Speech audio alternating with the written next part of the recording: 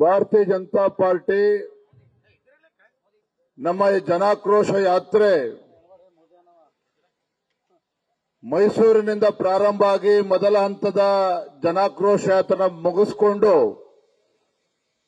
ಎರಡನೇ ಹಂತದಲ್ಲಿ ನಿಪ್ಪಾಣಿ, ಬೆಳಗಾವಿ, ನಿನ್ನೆ ಬಾಗಲಕೋಟೆ ಹಾಗೆ ಬಿಜಾಪುರ ಮುಗಿಸ್ಕೊಂಡಿತ್ತು ಗುಲ್ಬರ್ಗಕ್ಕೆ ಬಂದಿದ್ದೇವೆ. ಸಂಜೆ ಬೀದರ್ನ ಕಾರ್ಯಕ್ರಮ ಕೂಡ ನಾವು ಮುಗಿಸ್ತಾ ಇದ್ದೇವೆ.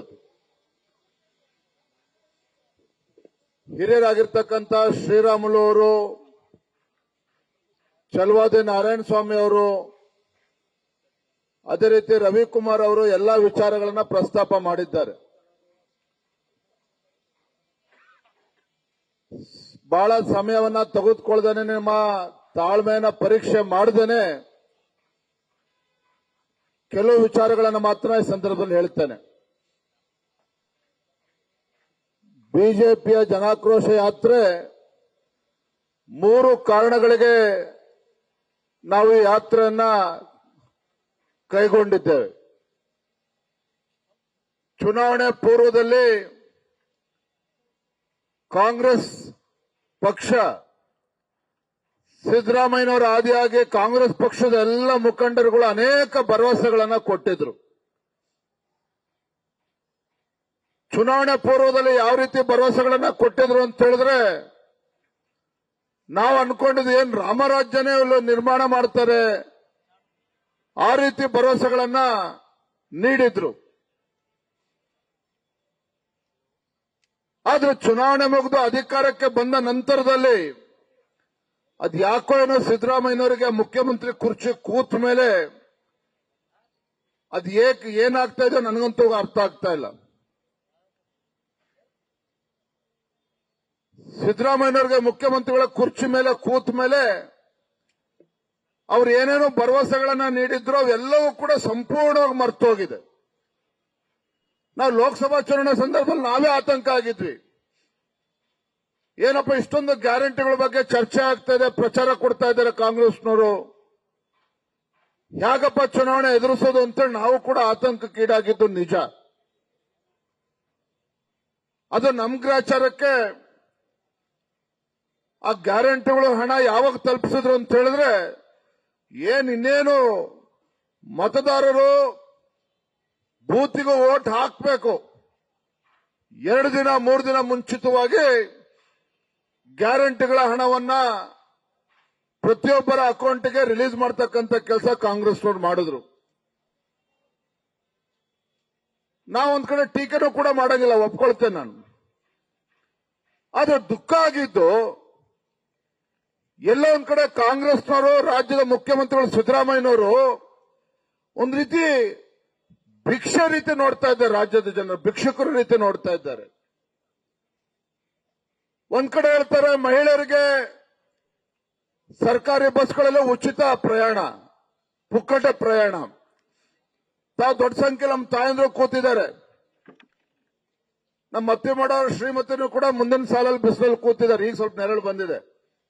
ಆದ್ರೆ ಒಂದ್ ಹೇಳ್ತಾನೆ, ಮಹಿಳೆಯರಿಗೆ ಉಚಿತ ಬಸ್ ಪ್ರಯಾಣ ಅಂತೇಳಿ ಘೋಷಣೆ ಮಾಡಿದಂತ ಸರ್ಕಾರ ಇವತ್ತು ಗ್ರಾಮೀಣ ಭಾಗದಲ್ಲಿ ಸಾವಿರಾರು ಬಸ್ಗಳು ಓಡಾಡ್ತಾ ಇಲ್ಲ. ಇವತ್ತು ರಾಜ್ಯದಲ್ಲಿ ಸಾವಿರಾರು ಬಸ್ಗಳು ನಿಲ್ಲಿಸಿಕೊಂಡಿದ್ದಾರೆ. ಅದರ ಪರಿಣಾಮ ಗ್ರಾಮೀಣ ಭಾಗದಲ್ಲಿ ನಮ್ಮ ಶಾಲಾ ಕಾಲೇಜಿಗೆ ಹೋಗ್ತಕ್ಕಂಥ ನಮ್ಮ ರೈತರ ಮಕ್ಕಳು, ಬಡವರ ಮಕ್ಕಳಿಗಂತೂ ಬಸ್ಸಿನ ವ್ಯವಸ್ಥೆ ಇಲ್ಲ, ಸರ್ಕಾರಿ ಬಸ್ಗಳು ಓಡಾಡ್ತಾ ಇಲ್ಲ. ಇವತ್ತು ಎಲ್ಲಿಗೆ ಬಂದ್ಬಿಟ್ಟಿದೆ ಕೆಎಸ್ಆರ್ಟಿಸಿ ಪರಿಸ್ಥಿತಿ ಅಂತ ಹೇಳಿದ್ರೆ, 6,500 ಕೋಟಿ ರೂಪಾಯಿ ರಾಜ್ಯ ಸರ್ಕಾರ ಕೆಎಸ್ಆರ್ಟಿಸಿಗೆ ಹಣ ಕೊಡಬೇಕಾಗಿದೆ, ಎಲ್ಲವೂ ಕೂಡ ಉಳಿಸ್ಕೊಂಡಿದ್ದಾರೆ ಹಾಗೇನೆ. ಯಾಕೆ? ಸರ್ಕಾರಕ್ಕೆ ದುಡ್ಡು ಕೊಡೋದಕ್ಕಾಗ್ತಾ ಇಲ್ಲ. ಮತ್ತೊಂದು ಕಡೆ ಪರ್ ಯೂನಿಟ್ ಒಂದು ಯೂನಿಟ್ಗೆ 36 ಪೈಸೆ ಜಾಸ್ತಿ ಮಾಡಿದ್ದಾರೆ. ಪರಿಣಾಮ ಏನು? ನಾವು ಉಚಿತ ಅಂತ ಹೇಳ್ತಾರಲ್ಲ ಇಲ್ಲಿ ಕಾಂಗ್ರೆಸ್ನವರು, ಇದರ ಪರಿಣಾಮ ಏನಂತ ಹೇಳಿದ್ರೆ ಒಂದು ಉದಾಹರಣೆ ಕೊಡ್ತೇನೆ. ಮೊನ್ನೆ ಶ್ರೀರಾಮುಲು ಅವರು ಹೇಳ್ತಾ ಇದ್ರು, ಪ್ರಿಯಾಂಕಾ ಖರ್ಗೆ ಅವರು ಗುಲ್ಬರ್ಗಾದಲ್ಲಿ ಯುವಕರಿಗೆ ನೌಕರಿ ಕೊಡ್ತೇವೆ ಅಂತ ಹೇಳಿ 4 ಕೋಟಿ ರೂಪಾಯಿ ಖರ್ಚು ಮಾಡಿ 4 ಕೋಟಿ ರೂಪಾಯಿ ಖರ್ಚು ಮಾಡಿ, ಅವ್ರ ದುಡ್ಡಲ್ಲ, ತಪ್ಪು ತಿಳ್ಕೊಬೇಡಿ ಮಾಧ್ಯಮದವರು, ಸರ್ಕಾರಿ ದುಡ್ಡು 4 ಕೋಟಿ ಖರ್ಚು ಮಾಡಿ 1 ಲಕ್ಷ ಯುವಕರಿಗೆ ಉದ್ಯೋಗ ಕೊಡ್ತೀನಿ ಅಂತೇಳಿ ಕೊಟ್ಟಿದ್ದೆಷ್ಟು 1200 ಉದ್ಯೋಗಗಳನ್ನ ಖಾಸಗಿದ್ರಲ್ಲಿ ನೀಡಿದ್ದಾರೆ. 1200 ಯುವಕರಿಗೆ ನೌಕರಿ ಕೊಡೋದಕ್ಕೆ 4 ಕೋಟಿ ರೂಪಾಯಿ ಖರ್ಚು ಮಾಡಿದ್ದಾರೆ. ಇದು ಈ ರಾಜ್ಯ ಸರ್ಕಾರದ ಕಾರ್ಯವೈಖರಿ. ಇವತ್ತು ಪರ್ ಯೂನಿಟ್ಗೆ 36 ಪೈಸೆ ಜಾಸ್ತಿ ಮಾಡಿದರೆ ಪರಿಣಾಮ ಕ್ಷಣ ಯೋಚನೆ ಮಾಡಿ. ಇವತ್ತು ನಮ್ಮ ರಾಜ್ಯದಲ್ಲಿ ಇವತ್ತು ಯಾವುದೇ ಉದ್ಯಮಿಗಳು ನಮ್ಮ ರಾಜ್ಯದಲ್ಲಿ ಬಂದು ಬಂಡವಾಳ ಹೂಡ್ತಾ ಇಲ್ಲ. ರಾಜ್ಯದಲ್ಲಿ ಯಾವುದೇ ಉದ್ಯಮಿಗಳು ಬಂದು ಬಂಡವಾಳ ಹೂಡಿಕೆ ಮಾಡ್ತಾ ಇಲ್ಲ. ಬದಲಾಗಿ ರಾಜ್ಯದ ಕಾಂಗ್ರೆಸ್ ಸರ್ಕಾರದ ನೀತಿಗಳ ಪರಿಣಾಮವಾಗಿ ಇಲ್ಲಿರ್ತಕ್ಕಂಥ ನಮ್ಮ ರಾಜ್ಯದಲ್ಲಿರ್ತಕ್ಕಂಥ ಉದ್ಯಮಿಗಳು ಹೊರ ರಾಜ್ಯಕ್ಕೆ ಹೋಗ್ತಾ ಇದ್ದಾರೆ. ಇವತ್ತು ಪರ್ ಯೂನಿಟ್ಗೆ ವಿದ್ಯುತ್ ದರ ಜಾಸ್ತಿ ಮಾಡಿದ್ರು, ಮತ್ತೊಂದು ಕಡೆ ಪೆಟ್ರೋಲ್ ಡೀಸೆಲ್ ರೇಟ್ ಜಾಸ್ತಿ ಮಾಡಿದ್ರು, ಡೀಸೆಲ್ ಮೇಲೆ 5.5 ರೂಪಾಯಿ ಜಾಸ್ತಿ ಮಾಡಿದ್ರು. ಸಿದ್ದರಾಮಯ್ಯನವರು ರೈತರ ಪರವಾಗಿರ್ತಕ್ಕಂಥ ಚಿಂತನೆ ಮಾಡ್ತೀವಿ ಅಂತ ಹೇಳ್ತಾರಲ್ಲ, 5.5 ರೂಪಾಯಿ ಡೀಸೆಲ್ಗೆ ಜಾಸ್ತಿ ಮಾಡಿರ್ತಕ್ಕಂಥ ಪರಿಣಾಮ ಏನು ಅಂತ ಹೇಳಿದ್ರೆ, ರೈತರು ತಮ್ಮ ಹೊಲದಲ್ಲಿ ಇವತ್ತು ಟ್ರ್ಯಾಕ್ಟರ್ ಟಿಲ್ಲರ್ ಅನ್ನೇನು ಬಳಸ್ತಾರೆ, ಮೋಟರ್ಗಳನ್ನು ಉಪಯೋಗಿಸ್ತಾರೆ. ಆದ್ರೆ 1 ಲೀಟರ್ಗೆ 5.5 ರೂಪಾಯಿ ಜಾಸ್ತಿ ಆದ್ರೆ ಪರಿಸ್ಥಿತಿ ಏನಾಗ್ತದೆ ರೈತರಿಗೆ? ಇವತ್ತು ಉಚಿತ ಅಂತೇಳಿ ಸಿದ್ದರಾಮಯ್ಯವರು ಬೊಬ್ಬೆ ಹೊಡಿತಾರಲ್ಲ, ಇವರೆಲ್ಲ ಯೋಜನೆಗಳನ್ನು ಒಂದು ಕ್ಷಣ ಯೋಚನೆ ಮಾಡಿ ಮನೇಲಿ ಕೂತ್ಕೊಂಡು, ಇವರೆಲ್ಲ ಯೋಜನೆಗಳು ಒಂದು ಕೈಲಿ ಕೊಡ್ತಕ್ಕಂಥದ್ದು, ಮತ್ತೊಂದು ಕೈಲಿ ಕಿತ್ಕೊಳ್ತಕ್ಕಂಥ ಯೋಜನೆನ ಕೊಟ್ಟಿರ್ತಕ್ಕಂಥದ್ದು. 2,000 ರೂಪಾಯಿ ಕೊಟ್ರೆ ಇವತ್ತು 25,000 ರೂಪಾಯಿ ಕಿತ್ಕೊಳ್ತಕ್ಕಂಥ ಕೆಲಸ ಸಿದ್ದರಾಮಯ್ಯ ಸರ್ಕಾರ ಮಾಡ್ತಾ ಇದೆ. ಬಿಜೆಪಿ ಕೊಡ್ತಕ್ಕಂಥ ಎಲ್ಲ ಯೋಜನೆಗಳನ್ನು ಕೂಡ ನಿಲ್ಲಿಸಿದ್ದಾರೆ. ಪ್ರಧಾನಮಂತ್ರಿ ಕಿಸಾನ್ ಸಮ್ಮಾನ್ ಯೋಜನೆ ಯಡಿಯೂರಪ್ಪ 4,000 ರೂಪಾಯಿ ಕೊಡ್ತಾ ಇದ್ರು, ಅದನ್ನ ನಿಲ್ಲಿಸಿದ್ರು. ರೈತ ವಿದ್ಯಾನಿಧಿ ಕೊಟ್ಟರು, ಬೊಮ್ಮಾಯಿಯವರು ಅದನ್ನ ನಿಲ್ಲಿಸಿದ್ರು. ಈ ರೀತಿ ಹಿಂದಿನ ಭಾಗ್ಯಲಕ್ಷ್ಮಿ ಯೋಜನೆಗೂ ಕೂಡ ಕಲ್ಲಾಕಕ್ಕೆ ಹೊರಟಿದ್ರು. ಅಷ್ಟೇ ಅಲ್ಲ, ಈ ರೈತರಿಗೆ ಅನುಕೂಲ ಆಗಲಿ ಅಂತೇಳಿ, ಗ್ರಾಮೀಣ ಭಾಗದಲ್ಲಿರ್ತಕ್ಕಂಥ ಬಡವರಿಗೆ ಅನುಕೂಲ ಆಗಲಿ ಅಂತೇಳಿ ಯಡಿಯೂರಪ್ಪ ಅವರು ಬಿಜೆಪಿ ಸರ್ಕಾರ ಇದ್ದಾಗ ಹೈನುಗಾರಿಕೆಗೆ ಪ್ರೋತ್ಸಾಹಧನವನ್ನು ಕೊಟ್ಟರು. ಇವತ್ತು 850 ಕೋಟಿ ರೂಪಾಯಿ ಹಾಗೆ ಉಳಿಸಿಕೊಂಡಿದ್ದಾರೆ. ಇಂಥ ಸರ್ಕಾರ ಇವತ್ತು ರಾಜ್ಯದಲ್ಲಿ ಇರ್ತಕ್ಕಂಥದ್ದು. ರವಿಕುಮಾರ್ ಹೇಳಿದ್ರು 25,000 ಇತ್ತು, ಟ್ರಾನ್ಸ್ಫಾರ್ಮರ್ ಹಾಕೋಬೇಕು ಅಂತ ಹೇಳಿ ರೈತರು ಇವತ್ತು 2.5 3 ಲಕ್ಷ ರೂಪಾಯಿ ಕಟ್ಟಬೇಕು. ರೈತ ತನ್ನ ಹೊಲಕ್ಕೆ ವಿದ್ಯುತ್ ತೆಗೆದುಕೊಳ್ಬೇಕು ಅಂತ ಹೇಳಿದ್ರೆ, ಹಾಲಿನ ಬೆಲೆ 9 ರೂಪಾಯಿ ಜಾಸ್ತಿ ಆಗಿದೆ ಇಲ್ಲಿವರೆಗೂ ಪರ್ ಲೀಟರ್ಗೆ. ಅದರ ಪರಿಣಾಮ ಪಾಪ ಬಡವರೇನಿದ್ದಾರೆ, ಇವತ್ತು ಪೌಷ್ಟಿಕ ಆಹಾರ ಮಕ್ಕಳಿಗೆ ಒಳ್ಳೆ ಹಾಲು ಕೊಡಬೇಕು ಅಂತ ಹೇಳಿದ್ರು ಕೂಡ ಇವತ್ತು 1 ಲೀಟರ್ಗೆ 9 ರೂಪಾಯಿ ಜಾಸ್ತಿ ಮಾಡಿದ್ದಾರೆ. ಅದರ ಲಾಭ ಇವತ್ತು ಸಂಪೂರ್ಣವಾಗಿ ರೈತರಿಗೂ ಕೂಡ ಸಿಗ್ತಾ ಇಲ್ಲ. ಇದು ರಾಜ್ಯದ ಪರಿಸ್ಥಿತಿ. ಇವತ್ತಿನ ಗುಲ್ಬರ್ಗ ಬಗ್ಗೆ ನಾನು ಬೇರೆ ಏನು ವಿಚಾರ ಮಾತನಾಡೋದಿಲ್ಲ. ಎಲ್ಲರೂ ಕೂಡ ಮಾತನಾಡಿದ್ದಾರೆ. ಸ್ಯಾಂಡ್ ಮಾಫಿಯಾ ಯಾವ ರೀತಿ ನಡೀತಾ ಇದೆ, ಯಾವ ರೀತಿ ಸಾವಿರಾರು ಕೋಟಿ ಲೂಟಿ ಆಗ್ತದೆ, ಎಲ್ಲವೂ ಕೂಡ ಹೇಳಿದ್ದಾರೆ. ಆದ್ರೆ ಇಲ್ಲಿರ್ತಕ್ಕಂಥ ಪರಿಸ್ಥಿತಿ ಏನು ಅಂತ ಹೇಳಿದ್ರೆ, ಶ್ರೀರಾಮುಲಣ್ಣ ನೀವು ಯಾರು ಕೂಡ ನೆನ್ಪು ಮಾಡ್ಕೊಳ್ಳಿಲ್ಲ. ಇಲ್ಲಿ ಆತ್ಮಹತ್ಯೆ ಮಾಡ್ಕೊಳ್ಳಿ, ಇಲ್ಲಿರ್ತಕ್ಕಂಥ ರಾಜಕೀಯ ಪುಡಾರಿಗಳ ದಬ್ಬಾಳಿಕೆಯಿಂದ ಆತ್ಮಹತ್ಯೆ ಮಾಡಿಕೊಂಡ್ರೆ, ಯಾರಿಗಾರ ಅನ್ಯಾಯ ಆಗಿ ಅಧಿಕಾರಿಗಳು ಆತ್ಮಹತ್ಯೆ ಮಾಡಿಕೊಂಡ್ರೆ, ಇನ್ಯಾರು ಆತ್ಮಹತ್ಯೆ ಮಾಡ್ಕೊಂಡ್ರೆ ಒಂದು ರೇಟೇ ಫಿಕ್ಸ್ ಮಾಡಿಬಿಟ್ಟಿದೆ 10 ಲಕ್ಷ ರೂಪಾಯಿ. 10 ಲಕ್ಷ ರೂಪಾಯಿ ಅಂದ್ರೆ ಒಂದು ಜೀವದ ಬೆಲೆ 10 ಲಕ್ಷ ರೂಪಾಯಿಗೆ ಇಳಿಸಿದ್ದಾರೆ ಇಲ್ಲಿರ್ತಕ್ಕಂಥ ಮೂರ್ಖ ರಾಜಕಾರಣಿಗಳು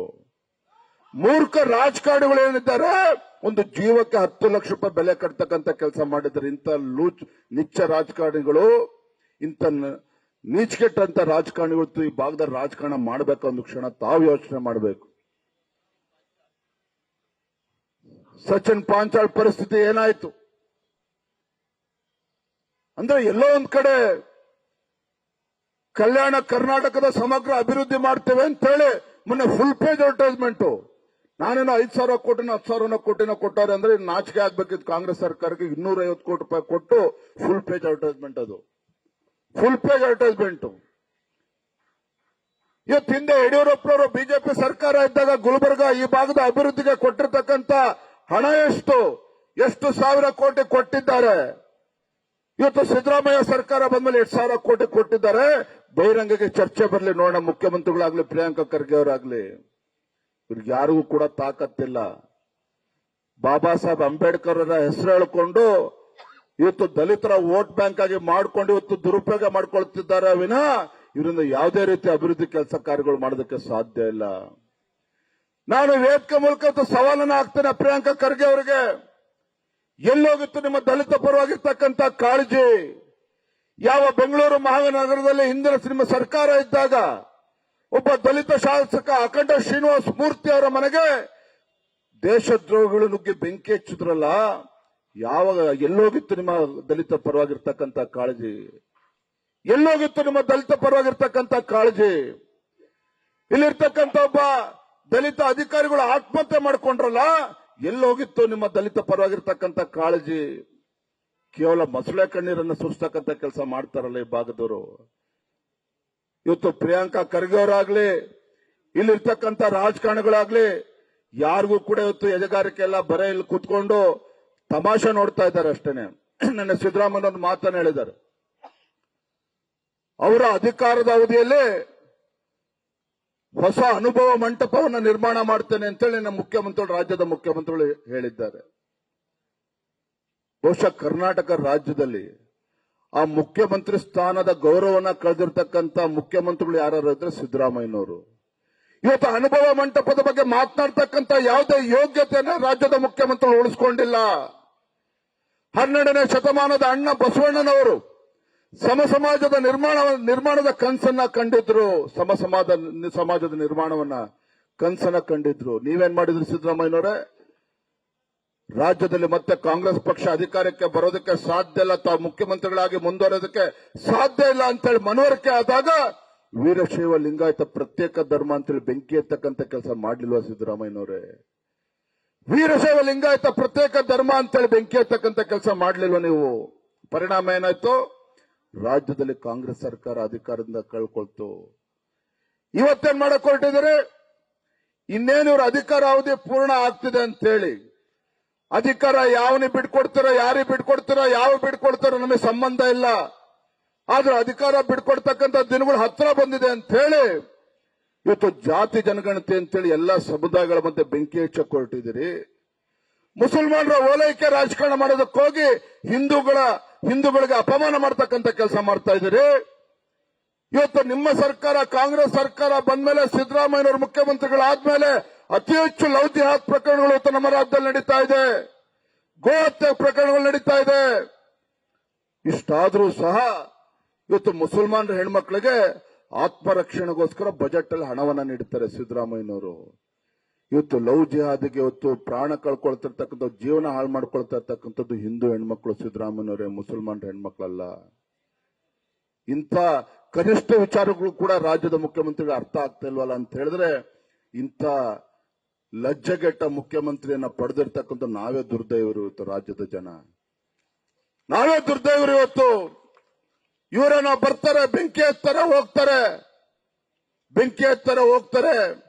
ನಾ ಹಾಗಾಗಿ ನನ್ನ ಬಿಜಾಪುರದಲ್ಲಿ ಹೇಳಿದೆ, ಮಾನ್ಯ ಸಿದ್ದರಾಮಯ್ಯನವರೇ, ಮುಖ್ಯಮಂತ್ರಿ ಸ್ಥಾನದಲ್ಲಿ ಎಷ್ಟು ವರ್ಷಗಳು ತಾವು ಕೂರ್ತೀರಿ ಅನ್ನೋದು ಮುಖ್ಯ ಅಲ್ಲ, ಮುಖ್ಯಮಂತ್ರಿ ಕುರ್ಚಿಲಿ ಕೂತು ಏನ್ ಮಾಡಿದಿರಿ? ರೈತರ ಕಣ್ಣೀರೋರ್ಸ್ತಕ್ಕಂಥ ಕೆಲಸ ಮಾಡಿದಿರ? ಬಡವರ ಕಣ್ಣೀರೋರ್ಸ್ತಕ್ಕಂಥ ಕೆಲಸ ಮಾಡಿದ್ರ? ಎಲ್ಲ ಸಮುದಾಯಗಳಿಗೆ ನ್ಯಾಯ ಕೊಡ್ತಕ್ಕಂಥ ಕೆಲಸ ಮಾಡಿದ್ರ? ಇವ್ರ ಯೋಗ್ಯತೆಗೆ ಏನೂ ಕೂಡ ಮಾಡೋದಕ್ಕಾಗಿಲ್ಲ ಕಾಂಗ್ರೆಸ್ ಸರ್ಕಾರದವ್ರಿಗೆ. ಗ್ಯಾರಂಟಿ ಅಂತ ಹೇಳ್ಕೊಂಡು ಇವತ್ತು ಎಲ್ಲ ಸಮುದಾಯಗಳಿಗೆ ಅನ್ಯಾಯ ಮಾಡ್ತಕ್ಕಂಥ ಕೆಲಸ ಮಾಡ್ತಾ ಇದ್ದಾರೆ. ಬೆಲೆ ಏರಿಕೆ ಪರಿಣಾಮವಾಗಿ ಇವತ್ತು ರೈತರು ಕಂಗಾಲಾಗಿದ್ದಾರೆ, ಬಡವರು ಇವತ್ತು ಕಂಗಾಲಾಗಿದ್ದಾರೆ. ಇಂಥ ಬಡವರ ವಿರೋಧಿ, ರೈತ ವಿರೋಧಿ ಕಾಂಗ್ರೆಸ್ ಸರ್ಕಾರವನ್ನ ಬುಡ ಸಮೇತ ಕಿತ್ತಾಕ್ತಕ್ಕಂಥ ಕೆಲಸವನ್ನ ಮುಂದಿನ ದಿನಗಳಲ್ಲಿ ಭಾರತೀಯ ಜನತಾ ಪಾರ್ಟಿ ನಮ್ಮ ಕಾರ್ಯಕರ್ತರು ಮಾಡಬೇಕಾಗಿದೆ. ನಾನಿವತ್ತು ದಯವಿಟ್ಟು ಯಾರು ಕೂಡ ಅನ್ಯತಾ ಭಾವಿಸಬೇಡಿ. ವೇದಿಕೆಯಲ್ಲಿ ಇರ್ತಕ್ಕಂಥ ಎಲ್ಲ ಮುಖಂಡರಿಗೆ ಹೇಳ್ತಾನೆ, ಯಾರು ಹೆಸರು ಹೇಳೋದಕ್ಕೆ ಹೋಗೋದಿಲ್ಲ. ಇವತ್ತು ವೇದಿಕೆ ಮುಂಭಾಗದಲ್ಲಿ ಇರ್ತಕ್ಕಂಥ ನಮ್ಮ ಕಾರ್ಯಕರ್ತರು, ಗುಲ್ಬರ್ಗಾ ಜಿಲ್ಲೆಯಲ್ಲಿ ಇವತ್ತು ಸಾವಿರಾರು ಕಾರ್ಯಕರ್ತರಿದ್ದಾರೆ. ಇವತ್ತು ನಮ್ಮ ರಾಜಕೀಯ ಚಟಕ್ಕೋಸ್ಕರ ತಮ್ಮ ಪ್ರಾಣವನ್ನ ಕಳ್ಕೊಂಡಿರ್ತಕ್ಕಂಥ ಕಾರ್ಯಕರ್ತರು ಗುಲ್ಬರ್ಗಾ ಜಿಲ್ಲೆಯಲ್ಲಿ ಇರ್ತಾರೆ. ಕಾಂಗ್ರೆಸ್ನ ಹಲ್ಕಟ್ ರಾಜಕಾರಣಕ್ಕೆ ಇವತ್ತು ಅನೇಕ ಹಿಂದೂ ಕಾರ್ಯಕರ್ತರು ಬಲಿಯಾಗಿರ್ತಕ್ಕಂಥವ್ರು ಗುಲ್ಬರ್ಗಾ ಜಿಲ್ಲೆಯಲ್ಲಿದ್ದಾರೆ. ಅವರ ಪ್ರಾಣಕ್ಕೆ ಬೆಲೆ ಇದೆ.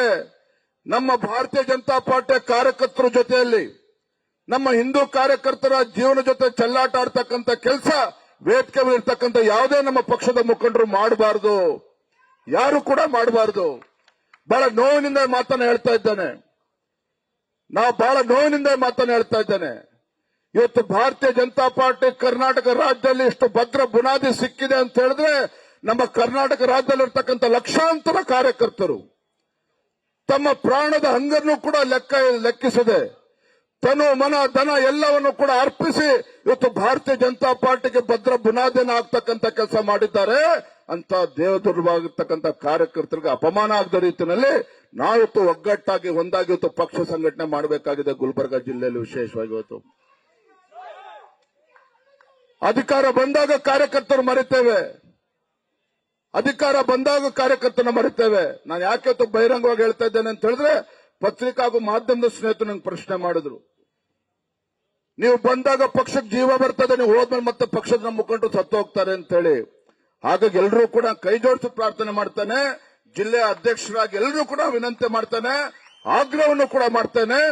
3 ವರ್ಷಗಳ ಕಾಲ ಹೋರಾಟದ ಪರ್ವ, ಹೋರಾಟದ ದಿನಗಳು, ಎಲ್ಲಿ ಕಾರ್ಯಕರ್ತರಿಗೆ ನೋವಾಗ್ತದೆ, ಎಲ್ಲಿ ನಮ್ಮ ಕಾರ್ಯಕರ್ತರಿಗೆ ಅನ್ಯಾಯ ಆಗ್ತದೆ, ಎಲ್ಲಿ ನಮ್ಮ ಹಿಂದೂ ಕಾರ್ಯಕರ್ತರಿಗೆ ಅಪಮಾನ ಆಗ್ತಾರೆ, ನೀವೆಲ್ಲರೂ ಕೂಡ ಒಗ್ಗಟ್ಟಾಗಿ ಒಂದಾಗಿ ನೀವು ಪ್ರತಿಯೊಬ್ಬರು ಕೂಡ ಹೋಗಿ ಅವನಿಗೆ ರಕ್ಷಣೆ ಕೊಡ್ತಕ್ಕಂಥ ಕೆಲಸ ಮಾಡಿ. ಯಾವ ಗಂಡಸಿದನೆ ಕಾಂಗ್ರೆಸ್ ಪಾರ್ಟಿನಲ್ಲಿ ಇಲ್ಲಿ ರಾಜಕಾರಣ ಮಾಡೋದಕ್ಕೆ ನಾನು ಕೂಡ ನೋಡ್ತೇನೆ. ಯಾರು ಕೂಡ ಎದೆಗುಡ್ತಕ್ಕಂಥ ಅವಶ್ಯಕತೆ ಇಲ್ಲ. ಇಲ್ಲ ಅಡ್ಜಸ್ಟ್ಮೆಂಟ್ ರಾಜಕಾರಣ ಮಾಡೋದಕ್ಕೆ ನಮ್ಮ ಕಾರ್ಯಕರ್ತರು ಪುಕ್ಕಟ್ಟೆ ಏನು ಬಂದಿಲ್ಲ. ಯಾರು ನಮ್ಮಿಂದ ಏನೋ ಅಪೇಕ್ಷೆ ಇಟ್ಕೊಂಡಿಲ್ಲ. ನಾ ಕೈ ಜೋಡಿಸಿ ವಿನಂತಿ ಮಾಡ್ತಾನೆ, ಚುನಾವಣೆ ಬಂದಾಗ ರಾಜಕಾರಣ ಮಾಡೋದನ್ನ ಬಿಟ್ಟು ವರ್ಷ ಪೂರ್ತಿ ರಾಜಕಾರಣ ಮಾಡತಕ್ಕಂಥದ್ದು ಅಭ್ಯಾಸ ಮಾಡಿ. ಗುಲ್ಬರ್ಗ ಜಿಲ್ಲೆನಲ್ಲಿ ಪ್ರತಿಯೊಂದು ವಿಧಾನಸಭಾ ಕ್ಷೇತ್ರದಲ್ಲಿ ಯಾಕೆ ಭಾರತೀಯ ಜನತಾ ಪಾರ್ಟಿ ಗೆಲ್ಲೋದಕ್ಕೆ ಸಾಧ್ಯ ಇಲ್ಲ? ರಾಜ್ಯದ ಅಧ್ಯಕ್ಷನಾಗಿ ನಾನು ಕೂಡ ಸವಾಲನ್ನು ಸ್ವೀಕಾರ ಮಾಡ್ತೇನೆ.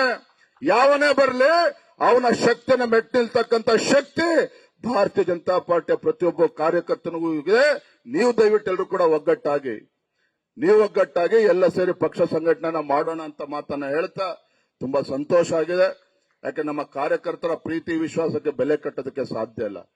ಇಂಥ ಉರಿ ಬಿಸಿಲಲ್ಲೂ ಕೂಡ ಸಾವಿರಾರು ನಮ್ಮ ಕಾರ್ಯಕರ್ತರು ತಾಯಂದ್ರು ದೊಡ್ಡ ಸಂಖ್ಯೆಯಲ್ಲಿ ಬಂದು ಈ ಜನಾಕ್ರೋಶ ಯಾತ್ರೆ ಯಶಸ್ವಿಯಾಗಿ ಮಾಡಿದ್ದೀರಿ. ತಮ್ಮ ಪ್ರೀತಿ ವಿಶ್ವಾಸಕ್ಕೆ ಋಣಿಯಾಗಿದ್ದೇನೆ. ಒಂದೇ ಒಂದು ಮಾತಾಡ್ತಾನೆ, ರಾಜ್ಯದ ಅಧ್ಯಕ್ಷನಾಗಿ ಯಡಿಯೂರಪ್ಪವ್ರ ಮಗ ಆಗಿ, ಒಬ್ಬ ರೈತ ನಾಯಕನ ಮಗನಾಗಿ, ಒಬ್ಬ ಹೋರಾಟಗಾರನ ಮಗನಾಗಿ ಗುಲ್ಬರ್ಗ ಜಿಲ್ಲೆಯಲ್ಲಿ ಯಾವುದೇ ಒಬ್ಬ ನಮ್ಮ ಕಾರ್ಯಕರ್ತ ಎದೆಗುಂತಕ್ಕಂಥ ಅವಶ್ಯಕತೆ ಇಲ್ಲ. ನಿಮ್ಮ ವಿಜಯೇಂದ್ರ ನಿಮ್ ಜೊತೆಲಿ ಇರ್ತಾರೆ.